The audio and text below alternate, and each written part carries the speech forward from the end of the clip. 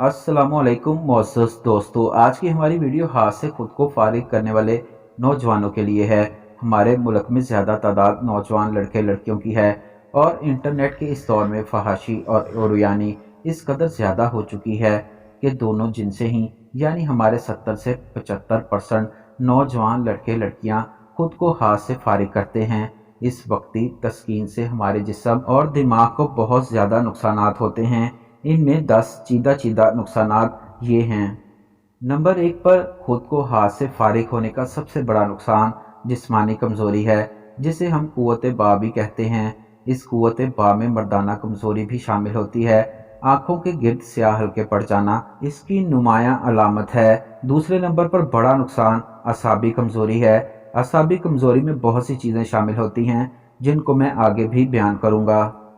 Number 3 पर गुस्सा है। हाथ से फारिग होने वाले शख्स को गुस्सा बहुत ज़्यादा आएगा।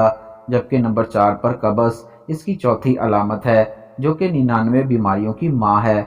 नंबर 5 पर जरेयान की बीमारी यानी प्यार मोहब्बत की बातें या फिर कोई मूवी का ऐसा सीन देखना जिसमें जिस्मानी ताल्लुकात कायम हो रहे हों और लड़की लड़का दोनों नंगे हों। नंबर 6 पर सूरत अंजाल यानी बीवी के पास जाते ही फारिग हो जाना या डिस्चार्ज हो जाना।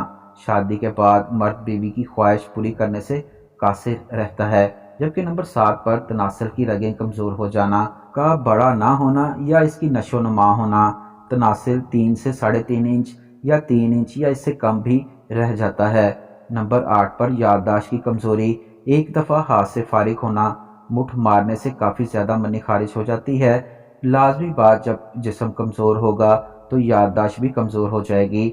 नंबर 9 पर सुस्ती और काहली। हाथ से फारिग होने वाला लड़का या लड़की बहुत ज़्यादा सुस्त और काहिल हो जाते हैं।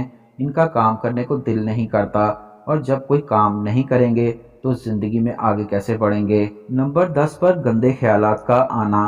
गंदे ख्यालात और जहन की वजह से लड़का या लड़की हर वक्त पुरगंदा रहेंगे और मामलाते ज़िंदगी मुतासिर होंगे। अपने जहन और ख्यालात को साफ और पाक रखें। दोस्तों, इन 10 नुकसानात से बचें और ज़िंदगी को कामयाब करने के लिए मुठ मारने या हाथ से फारिग होने से बचें। अल्लाह ताला आपका और हमारा हामी और नासिर हो।